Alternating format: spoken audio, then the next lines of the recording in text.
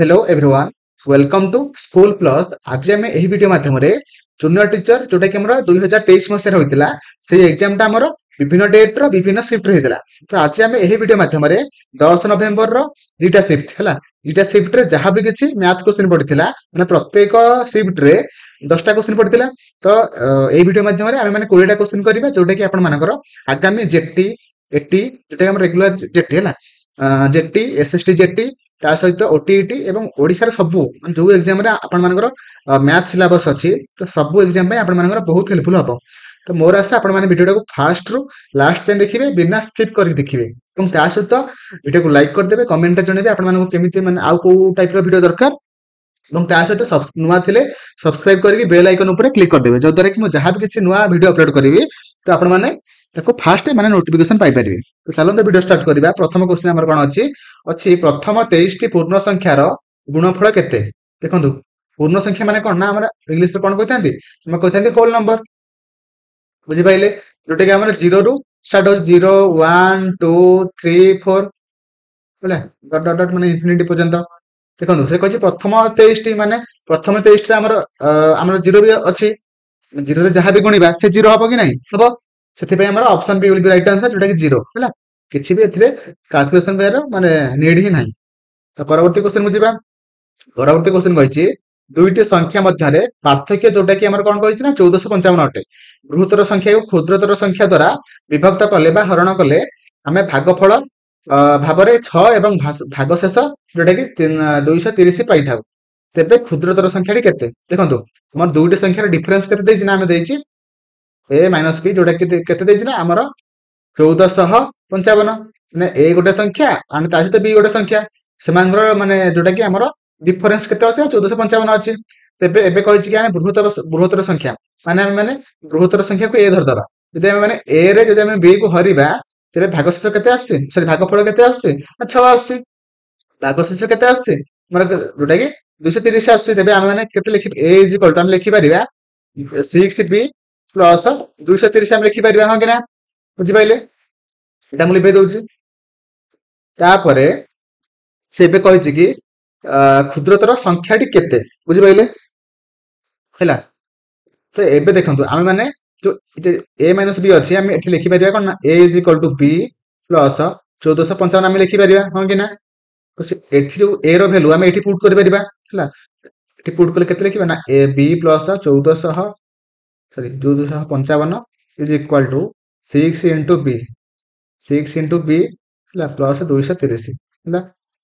तो एबे हम माने 6b रु हमें गोटे b फेड दबा जोटा 5b इज इक्वल 1455 230 वाला केते हबो 1455 माइनस 230 मते फेड के कमेंट रो कहंतु केते हबो b इज इक्वल टू जोटा 1455 रो 230 गले केते हबो ना हमर 1225 हबो 1225 हबो इज इक्वल टू जोटा कि 5 एपटे गुणन हे केतले एपटे गेले हरण हला कटले केते हबो ना 245 बुझला जोटा कि हमर ऑप्शन ए रो छै ना 245 will be right answer okay. जोटा कि हमर क्षुद्रतर संख्याटी केते ना 245 हैला। तो परवर्ती क्वेश्चन बुझिबा। परवर्ती क्वेश्चन कहै छै आरो वैल्यू बाहर करिया पय हैला देखंतु लास्ट टाइम लिखिबा 15 डिवाइडेड बाय 7 ऑफ माने गुणन इनटू 28 प्लस 15 डिवाइडेड बाय 6 एटा हरण हे गछि एटा को माने गुणन कर दबा उल्टी जीवो हां कि ना। तापरे माइनस 4 बाय 3 हैला तापरे में एटा काटि दबा 728 15 चके 60 हे गला। तापरे एटा हमर 5 रे 3 हबो तो 3 रे 3 करले एटा केते 2 हबो ताहले plus 3 by 2 minus 4 by 3 okay. ये जो कोटा में एबे में लॉस आउ नै जवा 3 2 रे लॉस आउ केते 6 तो ठेले एटा 6 हेले 6 360 प्लस तापरे एटा 3 3 9 माइनस 3 बोले 8 हैला। तो 9 रो 8 पड़ले केते 1 360 रे 1 मिसले केते 361 डिवाइडेड बाय केते 6 जोटा हमर सठिक आंसर केते बाहरी पड़ा ना हमर ऑप्शन है जोटा 361 डिवाइडेड बाय 6 हैला। तो option A will be right answer. तो मोर आशा आपण मान समस्त भलो भाबरे बुझि पारतबे। तो परवर्ती क्वेश्चन कहिछि कि हमर निम्नलिखित मध्यनु केउटी उभय रेखा माने लाइन सिमेट्री एवं ता सहित रोटेशनल सिमेट्री देखंतु हमर ଲାଇନ୍ ସିମେଟ୍ରି ମାନେ କଣ ଆମେ କାଟି ଦଉଥିବା ଏପଟା ଯେତିକି ସେମ୍ ହଉଥିବ ଏପଟା ମଧ୍ୟ ସେମ୍ ହଉଥିବ। ଆଉ ରୋଟେସନାଲ ସିମେଟ୍ରି ମାନେ କଣ ଆମେ ତାକୁ ଘୁରେଇବା ମାଧ୍ୟମରେ ସେ ତାର ପୂର୍ବ ଅବସ୍ଥାକୁ ଯଦି ସେ ପଳେଇ ଆସିଥିଲା ତାକୁ ମାନେ ସେ ଥରେ ବୁଲିଲା ଭିତରେ କେତେଥର ତାର ନିଜ ଅବସ୍ଥାକୁ ସେ ଆସିପାରୁଛି ସେଟା ତାର ରୋଟେସନାଲ ସିମେଟ୍ରି ହେଲା। ଦେଖନ୍ତୁ ଆମର ଏଠି କଣ ହେଇଯିବ ଏଚଟା ଦେଖନ୍ତୁ ଏଚଟା ହେଲେ ମଧ୍ୟ ଜେଡ୍ ହବନି ରୋଟେସନାଲ ଲାଇନ୍ ସିମେଟ୍ରି। ତାପରେ ଏଠି ଜେଡ୍ ଅଛି ମାନେ ଏଟା ହବନି ଏଟା ହବନି। ତାପରେ ଜେଡ୍ ଅଛି ମାନେ ଏଠି ଜେଡ୍ ହବନି। ତାପରେ ଏଠି ଓ ଅଛି ଓ ଏଚ ଅଛି। ଓ କୁ ଯଦି ଆମେ ମାନେ ଲାଇନରେ କାଟିଦବା ସମାନ ହବ ଏଚ ଯଦି ଆମେ ମାନେ ମଝିରୁ କାଟିଦବା ସେମ୍ ହବ। ତ ସେଥିପାଇଁ ଓ ଆଣ୍ଡ ଏଚ ଯୋଉଟା କି ଆମର ଲାଇନ୍ ସିମେଟ୍ରି ଅଛି ହେଲା। Option C will be right answer. Okay. ତ ପରବର୍ତ୍ତୀ କ୍ୱେଶ୍ଚନ କହିଛି ଟୁ ବୁକ୍ସ ଟୁଗେଦର ୱେଟ୍ ଯୋଉଟା କି ଦିଟା ବହି ଅଛି ସେମାନଙ୍କର ମିଶିକି ୱେଟ୍ କେତେ ନା 4 କେଜି କେତେ ନା 300 ଗ୍ରାମ। ଏବଂ ସେ କହିଛି କି ଫାଷ୍ଟ ବୁକ୍ ର ୱେଟ୍ କେତେ ନା ହଉଛି 2 କେଜି 200 ଗ୍ରାମ। ସେ କହିଛି ସେମାନେ ଯଦି ଟୋଟାଲ ୱେଟ୍ ହେଲା ଏତିକି ଫାଷ୍ଟ ବୁକ୍ ର ୱେଟ୍ ହେଲା ଏତିକି ତେବେ ସେକେଣ୍ଡ ବୁକ୍ ର ୱେଟ୍ କେତେ ଫେଡିବା 0 3 2 ଗଲା କେତେ 1 ଆଉ 4 2 ଗଲା 2 ମାନେ 2 କେଜି 100 ଗ୍ରାମ ବୁଝିଲା ଯୋଉଟା କି ଆମର ଅପସନ ଡି ରେ ଅଛି ହେଲା 2 କେଜି 100 ଗ୍ରାମ। ଓକେ। ତ ପରବର୍ତ୍ତୀ କ୍ୱେଶ୍ଚନ କହିଛି ଏଠି ଆମେ କେତେ ଲେଖିବା 84ଟା 49 ହେଇଛି ମାନେ 5 ବଢିଛି ସବୁଥିରେ 5 ବଢିଛି ଆପଣମାନେ ଦେଖିପାରୁଥିବେ ହେଲା। ତ ସେଥିପାଇଁ ଆମେ 69 ରେ 5 ମିଶିଲେ କେତେ ହବ ନା 74 ହବ ଯୋଉଟା ଆମର ଅପସନ ଡି ରେ ଅଛି। ତ ପରବର୍ତ୍ତୀ କ୍ୱେଶ୍ଚନ କଣ ଅଛି ନା ଆମର ବର୍ଷା ଯୋଉଟା କି ସେ ଫାଷ୍ଟ କହିଛି କି ସେ ଫାଷ୍ଟ ଦିନ କଣ କଲା ନା ସେ ହେଲା 52 କିଲୋମିଟର ହେଲା 52 କିଲୋମିଟର 242 ମିଟର ସେ ଗଲା ଫାଷ୍ଟ ଦିନ ଏବଂ ଘର କତରୁ। ଏବଂ ସେ ସେକେଣ୍ଡ ଦିନ କଣ ଗଲା ନା ସେକେଣ୍ଡ ଦିନ ସେ କଣ ଅଛି ନା ସେ ଟୋଟାଲ ଘର କତରୁ କେତେ ଦୂରରେ ଅଛି ନା ଆମର 94 କିଲୋମିଟର 222 କିଲୋମିଟର ଦୂରରେ ଅଛି ହେଲା। ଯଦି ସେ ଅଛି ତେବେ ସେ ସେକେଣ୍ଡ ଦିନରେ ସେ କେତେ ବାଟ ସେ ଗଲା ସେଟା ସେ ପଚାରିଛି ହେଲା। ତେବେ କଣ କରିବା ଆମେ ଏଇ ଟୋଟାଲ ରୁ ଆମେ ମାନେ ଏଟାକୁ ଫେଟିଦବା 52 କିଲୋମିଟର 242 ମିଟର ହେଲା। ତ 0 12 4 8 ଏଠି 1 ଅଛି ଏପଟୁ ଆସିବ 11 ହେଇଯିବ ହେଲା। 11 ହେଲେ 11 2 ଗଲା କେତେ 9 980 ତାପରେ ଏଠି କେତେ 3 2 ଗଲା 1 ଆଉ ଏଠି 9 ରୁ 5 ଗଲା 4 ମାନେ 44 କିଲୋମିଟର 980 ମିଟର ହେଲା ଯୋଉଟା କି ଆମର 41 କିଲୋମିଟର 980 ମିଟର ହେଲା ଯୋଉଟା କି ଆମର ଅପସନ ଏ ରେ ଅଛି ହେଲା। ତ ମୋର ଆଶା ଆପଣମାନେ ସମସ୍ତେ ଭଲ ଭାବରେ ବୁଝିପାରୁଥିବେ। ତାପରେ କହିଛି କି 13 ସେଣ୍ଟିମିଟର ବ୍ୟାସାର୍ଧ ବିଶିଷ୍ଟ ଏକ ବୃତ୍ତର ଦୁଇଟି ସମାନ୍ତରାଳ ସ୍ପର୍ଶକ ମଧ୍ୟରେ ଦୂରତା କେତେ ଦେଖନ୍ତୁ ଗୋଟେ ବୃତ୍ତ ଅଛି ଏମିତି ହେଲା ତ ସମାନ୍ତରାଳ ବା ପାରାଲାଲ ଦିଟା କଣ ଅଛି ନା ସ୍ପର୍ଶକ ଏମିତି ଅଛି ସ୍ପର୍ଶକ ଦିଟା ଅଛି। ସେ କହିଛି କି ଏଇ ଯୋଉ ବୃତ୍ତର ବ୍ୟାସାର୍ଧ କେତେ ନା 13 ସେଣ୍ଟିମିଟର।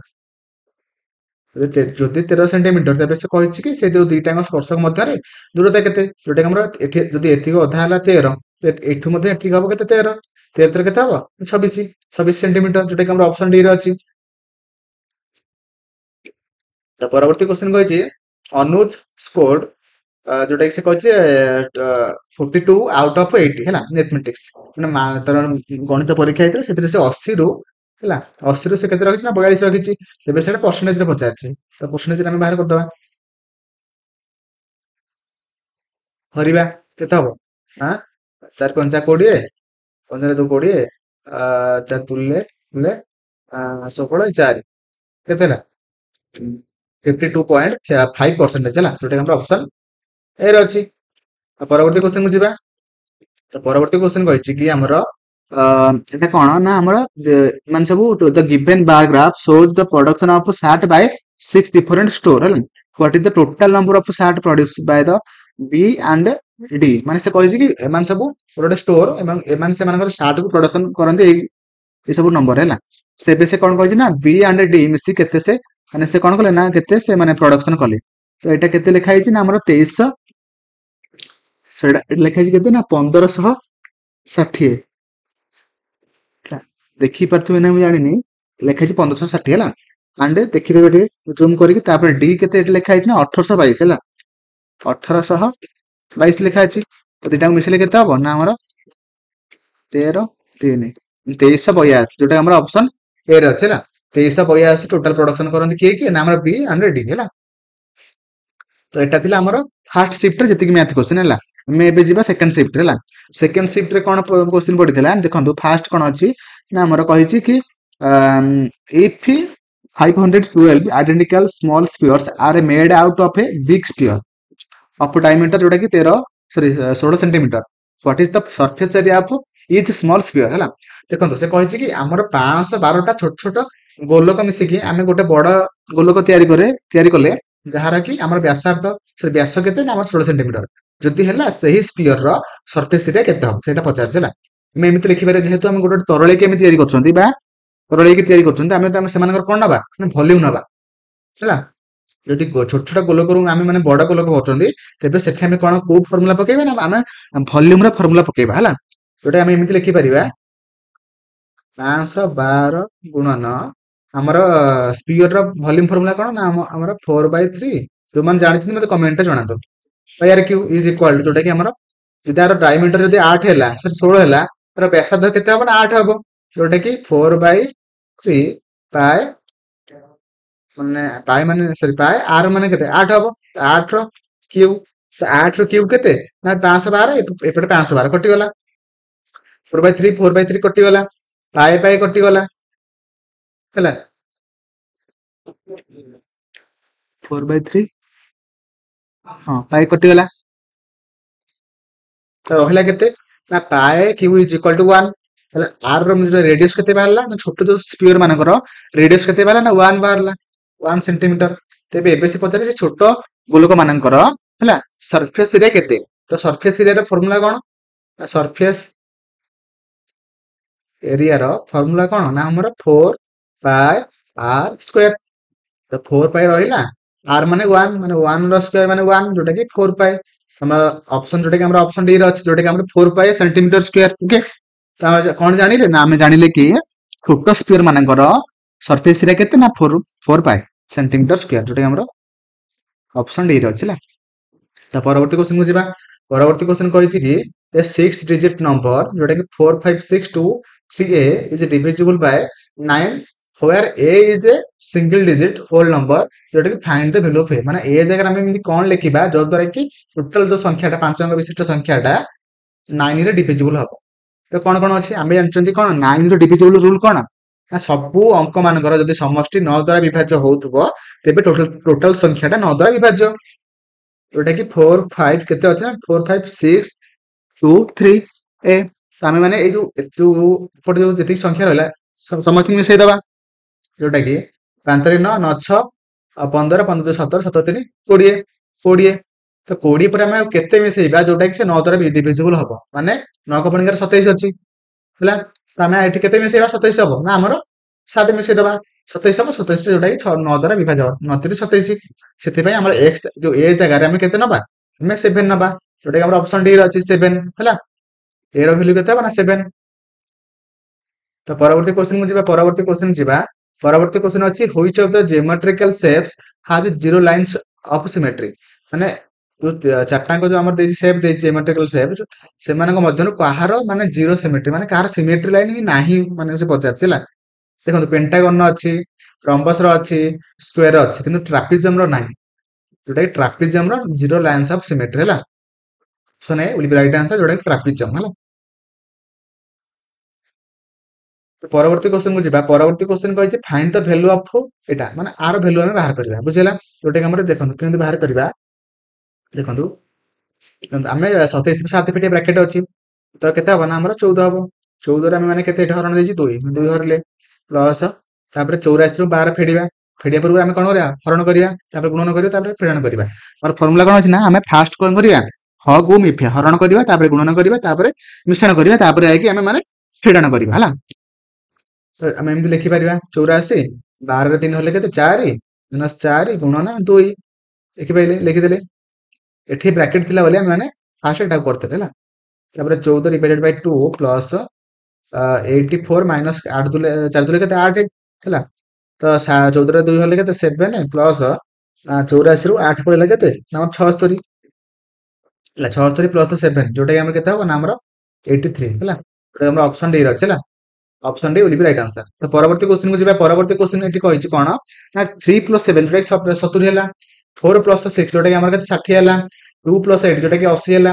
तो 1 + 9 केते हो देखंतु 1 + 9 एठी केमि देइदिला 7 रे 10 10 लिखिले एटा मल्टीप्लाई 10 × 7 70 ସେଇଭଳିଆ 6 4 10 10 ରେ 6 ଗୁଣା ହେଇଛି 8 2 10 10 ରେ 8 ଗୁଣା ହେଇଛି ତ ସେଇଭଳିଆ 9 1 10 10 ଗୁଣନ 9 ଯୋଉଟା କି 90 ବୁଝିହେଲା ତ ଅପସନ ଯୋଉଟା କି ଅପସନ ଡି ରେ ଅଛି option 90 will be right answer ତ ପରବର୍ତ୍ତୀ କ୍ୱେଶ୍ଚନ କୁ ଯିବା ପରବର୍ତ୍ତୀ କ୍ୱେଶ୍ଚନ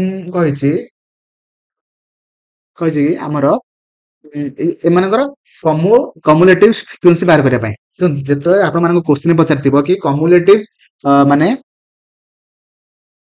କମ୍ୟୁଲେଟିଭ ଫ୍ରିକ୍ୱେନ୍ସି ବାହାର କରିବା ପାଇଁ କେମିତି ବାହାର କରିବେ ଦେଖନ୍ତୁ ଫାର୍ଷ୍ଟ ଆମେ 10 ରୁ 20 ଦେଇଛି 10 ରୁ 20 କେତେ ଦେଇଛି ନା ଆମର ଦେଇଛି କେତେ ନା 14 ଦେଖନ୍ତୁ ଏଟା ବହୁତ ଇମ୍ପୋର୍ଟାଣ୍ଟ କ୍ୱେଶ୍ଚନ ଯୋଉଟା କି କମ୍ୟୁଲେଟିଭ ଫ୍ରିକ୍ୱେନ୍ସି ହେଲା କେମିତି ଆମେ ମାନେ ବାହାର କରିବା 20 ରୁ 10 ରୁ 20 କେତେ 14 ଦେଇଛି ଯେତେବେଳେ ଆମେ ମାନେ 20 ରୁ ପୁଣି 30 ବାହାର କରିବା କେତେ କେମିତି 14 ମିଶେଇବା 14 ସହିତ 11 ମିଶେଇବା କେତେ ହବ ନା ଆମର କେତେ 25 ହେଲା ତାପରେ ଆମେ 30 ରୁ ଯେତେବେଳେ ଆମେ 40 ବାହାର କରିବା 25 ପ୍ଲସ 13 ଯୋଉଟା କେତେ ନା ଆମର 38 ହେଲା 40 ରୁ ଯଦି ଆମେ 50 ବାହାର କରିବା କେମିତି ବାହାର କରିବା ନା ଇଏ 38 38 17 କେତେ ହବ 8 7 15 କେତେ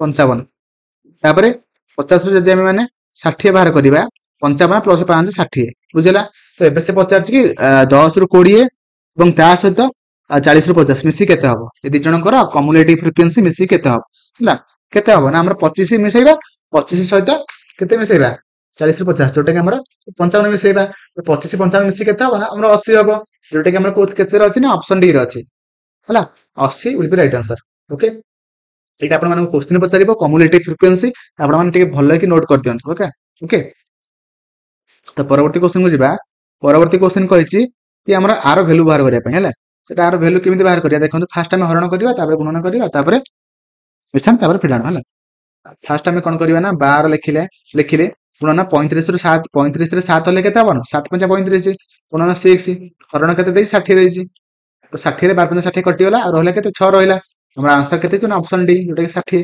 ବୁଝିଲା ପରବର୍ତ୍ତୀ क्वेश्चन को ଯିବା ପରବର୍ତ୍ତୀ क्वेश्चन କହିଛି if the perimeter of a square is 188 meter ହେଲା find the area of a square ମାନେ ସେ କହିଛି ଗୋଟେ ସ୍କୋୟାର ଅଛି ଯାହାର ପେରିମିଟର କେତେ ନା ଆମର 188 ମିଟର ଯଦି ସେ କହିଛି ତେବେ ସେଇ ସ୍କୋୟାର ର ମାନେ ଏରିଆ କେତେ ସେ ପଚାରିଛି ହେଲା ଦେଖନ୍ତୁ ଫାର୍ଷ୍ଟ କହିବା ଆମେ ମାନେ ବାହାର କରିବା ତାର ମାନେ ଗୋଟେ ସ୍କୋୟାର ର ସାଇଡ କେତେ ଯଦି ପେରିମିଟର ଦେଇଛି ଏତିକି ତ 4a is equal to କେତେ ଦେଇଛି ନା 188 ମିଟର ଦେଇଛି ତ ଗୋଟେ a is equal to କେତେ ବାହାରିବ ନା 188 divided by 4 ଯୋଉଟା କି ଆମର କେତେ ବାହାରିବ ନା 8 416 କେତେ 9 9 ନା 36 ସରି ଟିକେ ରୁହନ୍ତୁ 28 7 ହେଲା 7 7 ହେଲା ମାନେ 47 ବାହାରୁଛି ହେଲା ଯଦି ଆମର ଗୋଟେ ସ୍କୋୟାର ର ଯଦି ଗୋଟେ ସାଇଡ ବାହାରି ପାରୁଛୁ କେତେ ନା 47 ତେବେ ସେ ଏରିଆ କେତେ ହବ ନା ସେ ବାହୁର ସ୍କୋୟାର ହବ 47 ର ସ୍କୋୟାର କେତେ ହବ ବୋଲିକି ମତେ କମେଣ୍ଟରେ ଜଣାନ୍ତୁ କି ଆମର 47 ର ସ୍କୋୟାର କେତେ